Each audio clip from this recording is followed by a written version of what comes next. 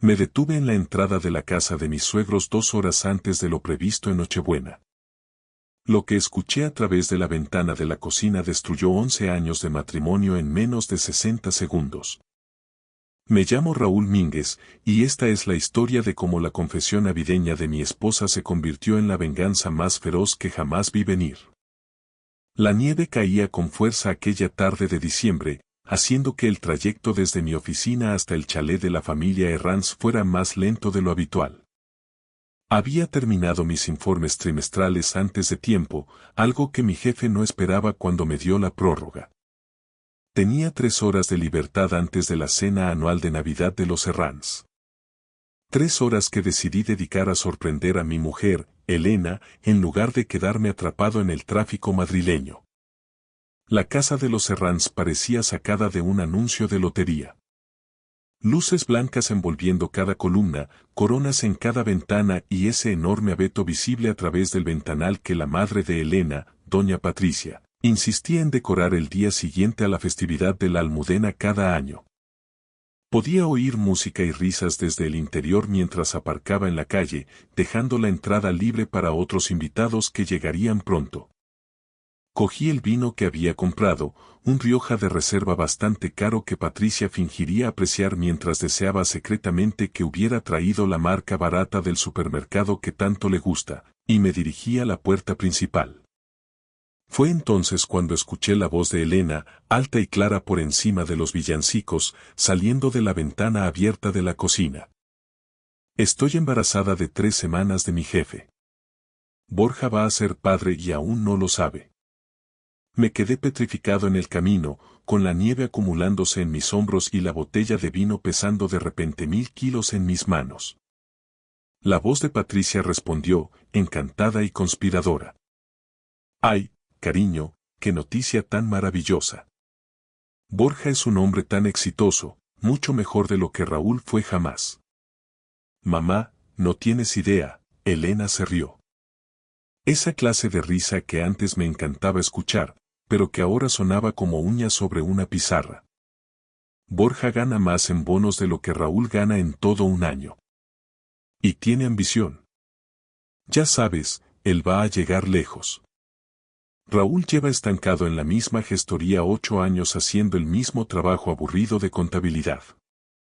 Nunca entendí que le viste a Raúl, de todos modos, continuó Patricia. Un hombre tan gris. Sin perspectivas reales. Pero Borja.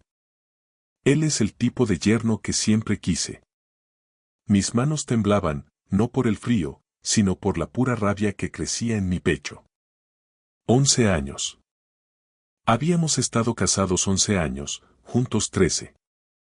Y ella estaba allí, en la cocina de su madre en plena Nochebuena, hablando de su aventura y su embarazo con la misma naturalidad con la que se habla del tiempo. ¿Cuándo se lo vas a decir a Raúl?, preguntó Patricia. Después de Reyes, dijo Elena. Presentaré la demanda de divorcio en enero. Borja y yo lo tenemos todo planeado. Me quedaré con la casa. Obviamente, Raúl no peleará por ella. Él nunca pelea por nada.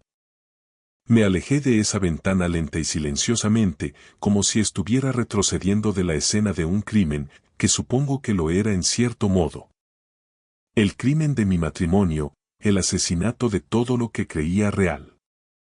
Subí a mi coche, dejé aquel vino caro en el asiento del copiloto y me quedé allí sentado un momento. La nieve seguía cayendo. Las luces de Navidad seguían parpadeando. Dentro de esa casa, mi mujer y mi suegra seguían planeando mi destrucción mientras probablemente probaban el jamón de bellota de Patricia. No lloré, no grité, no golpeé el volante. En lugar de eso, arranqué el coche, saqué mi teléfono e hice 3 llamadas que lo cambiarían todo. La primera llamada fue a mi abogado, David Benítez. Habíamos ido juntos a la universidad y me debía un favor de cuando le ayudé a reestructurar las finanzas de su bufete hacía 5 años. Raúl, feliz Navidad. Respondió David, con tono relajado. ¿Qué pasa? Necesito que tramites los papeles del divorcio inmediatamente, dije, con la voz sorprendentemente firme. Mi mujer está embarazada de otro hombre y acabo de oírla planear cómo quitarme hasta la camisa en enero. El tono relajado desapareció al instante. Madre mía, Raúl, lo siento mucho. ¿Cuándo te has enterado? Hace unos 5 minutos. ¿Puedes presentarlo antes de que acaben las fiestas? Los juzgados están bajo mínimos, pero puedo tenerlo todo listo para entrar por registro el primer día hábil. ¿Estás seguro de esto? Más seguro de lo que he estado de nada en mi vida. La segunda llamada fue a mi hermano mayor, Carlos. Él era detective privado especializado en fraude corporativo, pero con los años se había metido también en casos de familia. Carlos, necesito tu ayuda, dije cuando respondió. Elena tiene un lío con su jefe. Está embarazada. Necesito pruebas de todo. Llora, hermanito. ¿Cuánto tiempo lleva esto? Ni idea, pero está de 3 semanas, así que al menos ese tiempo. Probablemente más. Dame el nombre del jefe y la empresa. Tendré un informe completo para mañana por la tarde. Se llama Borja de la Riva. Es el director de operaciones en Stellar Dynamics. Carlos silbó. Borja de la Riva. Raúl, conozco ese nombre. Déjame hacer un par de llamadas. Esto podría ser mucho más que una simple infidelidad. La tercera llamada fue a Elena. Tenía que jugar esto a la perfección. Respondió al segundo tono, con su voz brillante y falsamente alegre. Hola, cariño, ¿dónde estás? La fiesta va a empezar pronto. Sigo atrapado en la oficina, mentí sin pestañear. Mi jefe necesitaba ayuda con el cierre del último trimestre. Estaré otras 2 horas, por lo menos. Adelante, disfruta de la cena sin mí.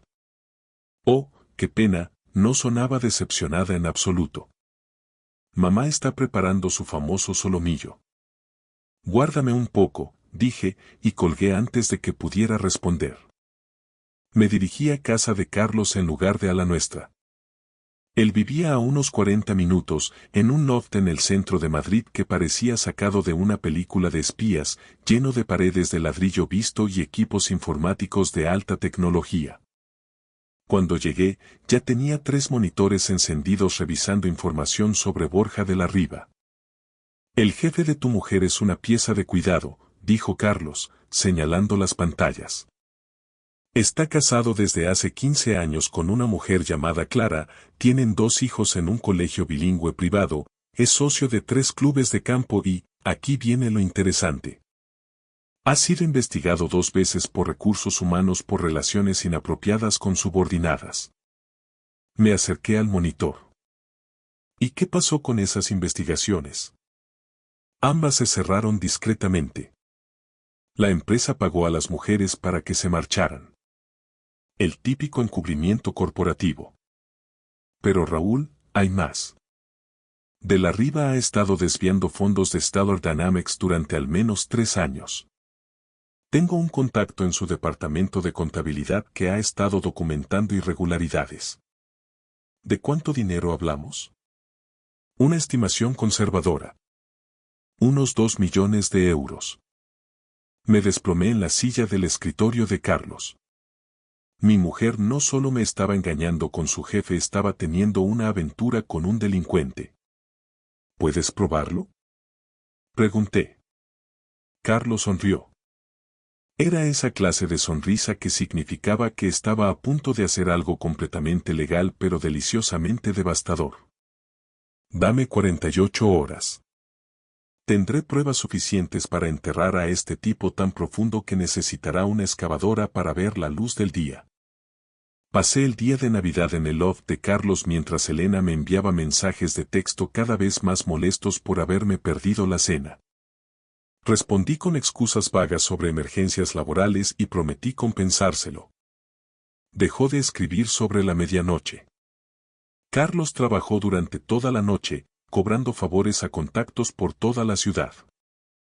Para el mediodía del día 25, tenía una carpeta de 3 dedos de grosor con la documentación de los delitos de Borja de la Riva. Extractos bancarios que mostraban depósitos inexplicables, correos internos recuperados, cadenas de email sobre los acuerdos de RRHH. Y fotografías. Muchísimas fotografías de Borja y Elena juntos en hoteles, restaurantes e incluso en eventos de la empresa donde pensaban que nadie miraba. Tu mujer ha sido su amante durante 8 meses, dijo Carlos, deslizando la carpeta hacia mí. No fue la primera ni será la última. Este tipo sigue un patrón. ¿Y el embarazo? Pregunté. Según sus registros médicos, que pude consultar a través de canales totalmente legales gracias a un amigo en su clínica que me debía un favor, está definitivamente embarazada. Las fechas coinciden con las 2 semanas que la esposa de la Riva estuvo visitando a su hermana en San Sebastián en noviembre. Abrí la carpeta y empecé a leer. Cada página era una puñalada por la espalda. Facturas de hotel donde Elena había firmado como SRA. De la Riva. Mensajes de texto donde llamaba a Borja papi y hablaba de su futuro juntos. Documentos financieros que mostraban que Borja había estado moviendo dinero a una cuenta en un paraíso fiscal, probablemente planeando huir cuando se descubriera el desfalco. ¿Cuál es el plan? Preguntó Carlos. Miré a mi hermano. Vamos a destruirlos a ambos. De forma legal, pero absoluta. Carlos sonrió de oreja a oreja. Ese es mi hermano pequeño. ¿Por dónde empezamos? Durante las siguientes 2 horas, trazamos la estrategia paso a paso para exponer a Elena y a Borja mientras yo quedaba protegido de cualquier daño colateral. El primer paso fue contactar con la esposa de Borja, Clara. Carlos tenía sus datos. Decidí que necesitaba decírselo personalmente, ella merecía saber qué estaba haciendo su marido. La llamé esa misma tarde. De fondo, se oía a los niños reír, probablemente jugando con sus regalos de Navidad. Señora de la Riva, mi nombre es Raúl Mínguez. Estoy casado con una de las empleadas de su marido, Elena Mínguez. Tenemos que hablar sobre Borja. Las risas de los niños se cortaron de golpe. Clara debió de cambiarse de habitación porque, de repente, todo quedó en silencio. ¿Qué pasa con Borja?, preguntó, con una voz cautelosamente neutral. Ha estado teniendo una aventura con mi mujer. Ella está embarazada de él, y hay pruebas de que él ha estado robando dinero de la empresa. El silencio se prolongó tanto que pensé que había colgado. Finalmente, Clara habló, y su voz estaba envuelta en hielo. ¿Desde cuándo lo sabe? Me enteré ayer, en Nochebuena. Escuché a Elena contándoselo a su madre. ¿Puede probar algo de esto? Todo. Tengo documentación, fotos, registros financieros. Todo lo que necesitaría para un proceso de divorcio y para presentar cargos penales. Clara soltó una carcajada amarga. Señor Mínguez, sospechaba que Borja me engañaba desde hace años, pero lo del desfalco es nuevo. ¿Puede enviarme copias de todo? Puedo hacer algo mejor. Puedo organizar una reunión con mi hermano, que es detective privado. Él puede explicarle todas las pruebas y ayudarla a coordinarse con la policía. Me gustaría mucho, dijo Clara. Y señor Mínguez, gracias por llamar. La mayoría de los hombres no habrían tenido el valor. A la mayoría probablemente no les importaría, respondí. Pero mi mujer ha destruido mi vida. Lo mínimo que puedo hacer es asegurarme de que Borja pague por destruir la suya. Hablamos durante otros 30 minutos coordinando nuestro enfoque. Clara era más inteligente de lo que esperaba, y ya estaba pensando 3 pasos por delante sobre la protección de activos y la custodia de los niños. Para cuando colgamos, casi sentí lástima por Borja de la Riva. Estaba a punto de ser golpeado por un tsunami legal que nunca vio venir. El segundo paso era la presentación de la demanda de divorcio. David tuvo todo listo a primera hora del 27 de diciembre. Hice que le entregaran la notificación a Elena en su oficina, en Stellar Dynamics, durante una reunión de departamento en la que Borja de la Riva estaba sentado justo a su lado. Un contacto de Carlos en la empresa nos describió la escena más tarde esa misma tarde. El agente judicial entró en la sala de juntas, pronunció el nombre completo de Elena y le entregó el sobre frente a 15 colegas y su jefe amante. Elena se puso blanca como el papel y miró a Borja con puro pánico en los ojos. Borja intentó mantener la compostura, sugiriendo que hicieran una pausa para que Elena pudiera resolver sus asuntos personales en privado, pero el daño ya estaba hecho. Todos en esa sala sabían exactamente qué significaban esos papeles, y los cotilleos de oficina corren más rápido que la pólvora. El tercer paso fue el más satisfactorio. Mientras a Elena le entregaban los papeles del divorcio, la policía judicial notificaba a Borja de la Riva una orden de detención. Resulta que el contacto de Carlos en contabilidad había estado cooperando con una investigación de la Fiscalía Anticorrupción por fraude fiscal y apropiación indebida, y el desfalco de Borja era solo una pieza de un caso mucho mayor. Lo detuvieron en el aparcamiento cuando salía de trabajar. Elena lo vio todo desde la ventana del tercer piso, todavía sosteniendo sus papeles de divorcio, mientras los agentes ponían las esposas a su amante y le leían sus derechos. Carlos me envió una foto que alguien había tomado. Elena de pie ante el ventanal, con la cara pegada al cristal y el rímel corriéndole por las mejillas. Fue la última vez que la vi llorar. El cuarto paso involucraba a doña Patricia Herranz, mi ahora ex-suegra, que tan encantada estaba con el embarazo y tan despectiva con mis perspectivas de futuro. Me guardé una pieza especial de venganza solo para ella. Patricia era una figura prominente en su parroquia, la clase de mujer que organiza eventos benéficos y forma parte de varias juntas vecinales. Su reputación lo era todo para ella. Así que me aseguré de que su párroco, su club de lectura y cada miembro de esas juntas recibieran paquetes anónimos con las transcripciones de aquella conversación de Nochebuena que grabé a través de la ventana de la cocina. Las transcripciones incluyeron el apoyo entusiasta de Patricia a la aventura de su hija, sus comentarios burlones sobre mí y su absoluta falta de objeción moral al adulterio y al engaño. En menos de 48 horas, a Patricia le pidieron que dimitiera de 2 juntas y su párroco programó una sesión de asesoramiento pastoral, que todo el mundo sabía que en lenguaje eclesiástico significa: estás en un buen lío. Elena me llamó exactamente una vez después de recibir la demanda. Dejé que saltara el contestador. Raúl, por favor, tenemos que hablar. Esto es una locura. Estás destruyendo mi vida por un malentendido. Devuélveme la llamada, por favor. Borré el mensaje sin responder. Intentó escribirme mensajes de texto, así que bloqueé su número. Se presentó en mi apartamento, pero yo ya me había mudado de nuestra casa a un alquiler temporal al otro lado de la ciudad. Cuando la vi a través de la cámara de seguridad de la portería, llamé a la policía y denuncié a una intrusa. La escoltaron fuera de la propiedad con una advertencia por acoso. 3 semanas después, estaba en el despacho de David revisando el acuerdo de divorcio. El abogado de Elena había intentado pelear por la casa, por una pensión compensatoria y por una parte de mis planes de pensiones. David bloqueó cada intento. La cláusula de infidelidad en vuestras capitulaciones matrimoniales es blindada, explicó David, deslizando los papeles.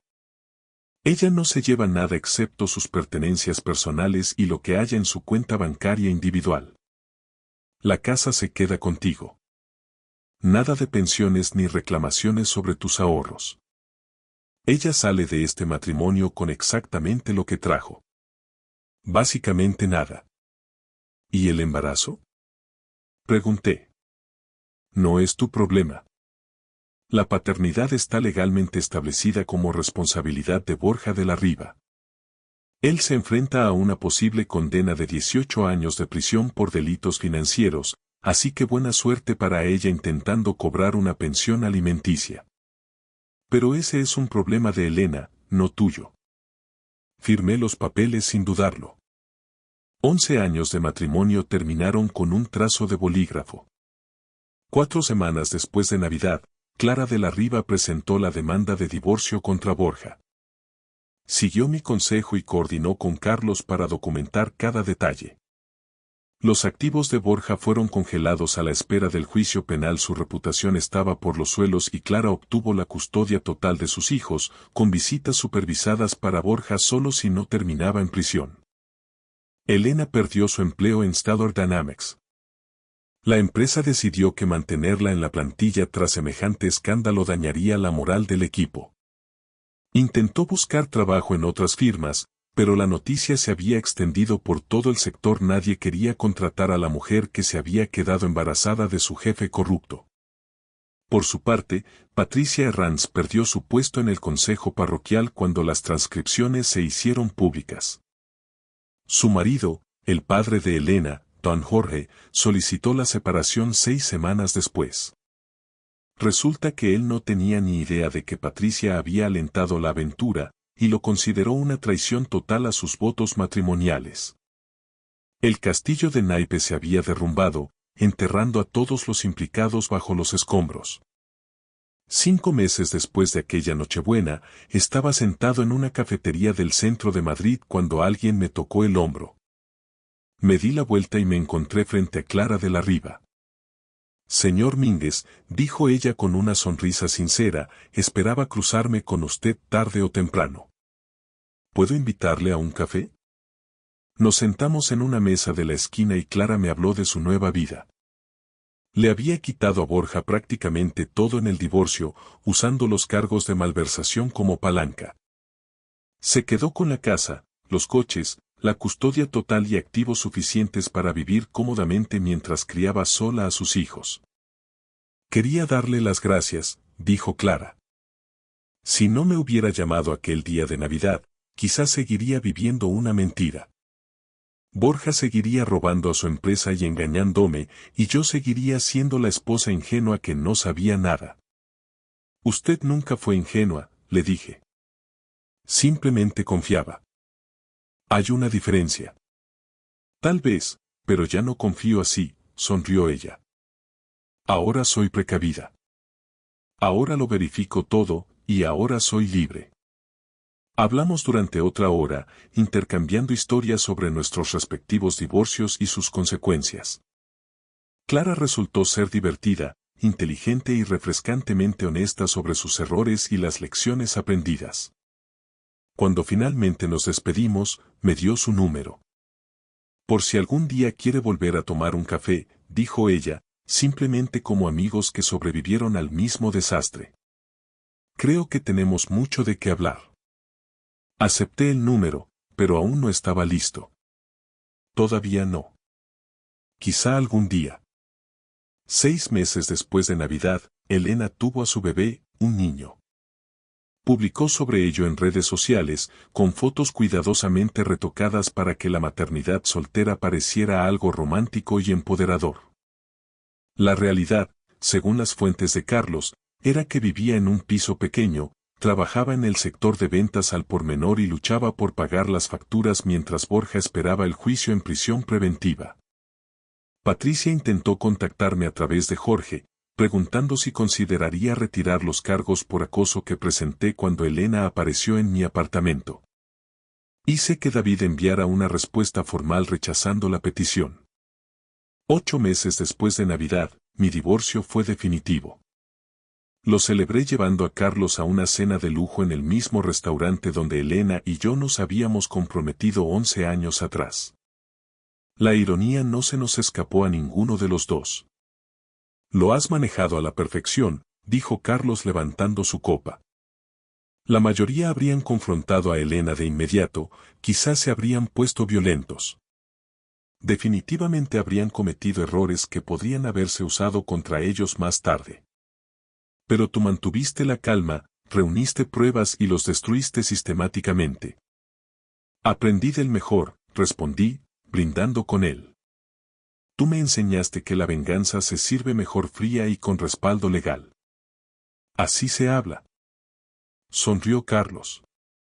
¿Y qué es lo siguiente para ti? Pensé en esa pregunta. ¿Qué seguía? Tenía mi casa, mi trabajo y mi libertad. Elena estaba pasándolo mal y Borja estaba en la cárcel. Patricia había perdido su estatus social. Todos los que participaron en traicionarme habían pagado un precio. Lo siguiente, dije finalmente, es empezar a vivir de nuevo, pero de verdad. No por las expectativas de otra persona ni por los sueños ajenos, sino solo por mí. 10 meses después de Navidad, me crucé con Elena en un supermercado.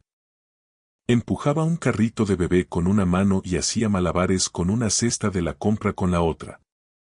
Parecía cansada, aparentando más de sus 34 años, nada que ver con la mujer segura de sí misma que se reía de mi falta de futuro en la cocina de su madre. Me vio antes de que pudiera darme la vuelta. Raúl, dijo. Elena, asentí cortésmente, siguiendo mi camino hacia la caja. Espera, pidió ella, por favor, ¿podemos hablar solo un minuto? Contra todo juicio racional, me detuve. ¿Qué quieres, Elena? Quería pedirte perdón por todo, por la aventura, por las mentiras, por lo que dije sobre ti, dijo ella. Me equivoqué en todo. La miré de verdad, y no sentí absolutamente nada. Ni rabia, ni dolor, ni siquiera satisfacción por ver lo bajo que había caído. Vale, dije simplemente. ¿Vale?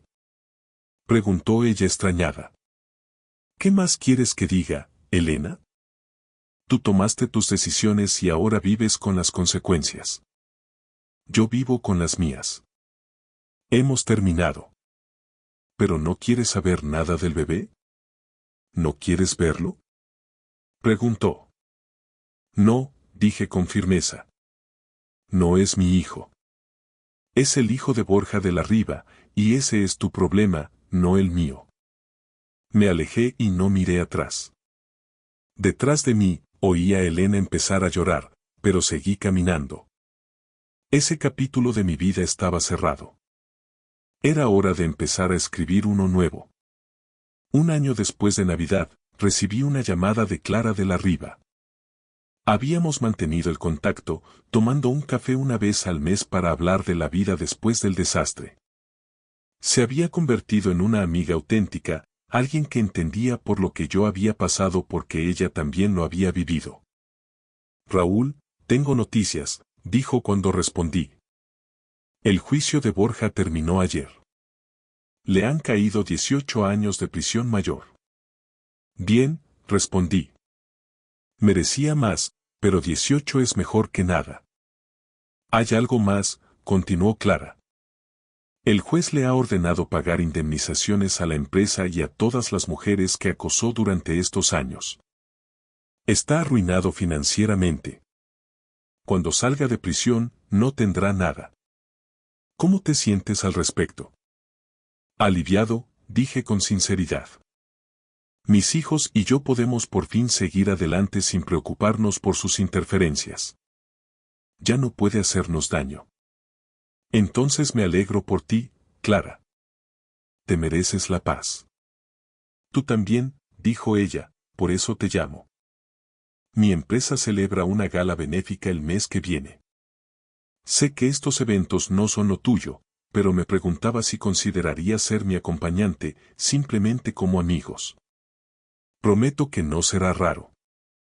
Me reí. ¿Sabes qué? Me encantaría. Pásame los detalles. La gala fue elegante y sorprendentemente agradable. Clara tenía razón, esos eventos no solían gustarme, pero con su compañía, la noche se pasó volando. Bailamos, reímos y, por primera vez en un año, sentí que quizá podría volver a confiar en alguien. Mientras estábamos en el balcón contemplando las luces de la ciudad, Clara se volvió hacia mí. Gracias por llamarme aquel día de Navidad, Raúl. Me salvaste la vida. De verdad. Tú también salvaste la mía, respondí. Me demostraste que no todo el mundo es como Elena o Borja. Hay gente en la que vale la pena confiar. ¿Estás listo?, preguntó ella. Para confiar de nuevo, quiero decir. Pensé en la pregunta. ¿Estaba listo? ¿Podía arriesgarme a abrir el corazón después de que Elena lo hiciera añicos? No lo sé, admití. Pero quizá con la persona adecuada, alguien que haya pasado por el fuego y haya salido fortalecida en lugar de amargada. Clara sonrió. ¿Alguien como yo? Alguien exactamente como tú. Nos quedamos allí un momento y me di cuenta de que aquella Nochebuena, cuando escuché la confesión de Elena, mi vida no se había acabado. Simplemente se había redirigido hacia algo mejor, algo real, algo que valía la pena construir. 2 años después de Navidad, Clara y yo nos casamos en una ceremonia pequeña con nuestros amigos y familiares más cercanos. Carlos fue mi padrino. Los hijos de Clara fueron los pajes. Fue algo sencillo, honesto y absolutamente perfecto. Elena envió un mensaje por Facebook pidiendo vernos para hablar, lo borré sin responder. Patricia envió una tarjeta felicitándonos, probablemente esperando reparar la relación con su antiguo yerno, la tiré sin abrirla. Borja de la Riva seguía en prisión y lo estaría durante otros 16 años. Y yo, por fin, era genuinamente feliz. No esa falsa felicidad que me había convencido de tener con Elena, sino una alegría real basada en la confianza, la honestidad y una pareja que había demostrado poder aguantar cualquier tormenta. La mejor venganza, resulta, no es destruir a las personas que te hicieron daño. Es construir algo tan bueno con la persona tan adecuada que el pasado se vuelve irrelevante. Elena, Patricia y Borja habían pagado sus precios. Todos se habían enfrentado a sus consecuencias. Pero yo había avanzado hacia algo mejor. Y eso, más que cualquier otra cosa, era mi victoria. Gracias por escuchar mi historia hasta el final. Si resonó contigo, dale like, escribe en los comentarios qué fue lo que más te tocó y no olvides decir de dónde eres. Suscríbete al canal, vienen muchas más historias.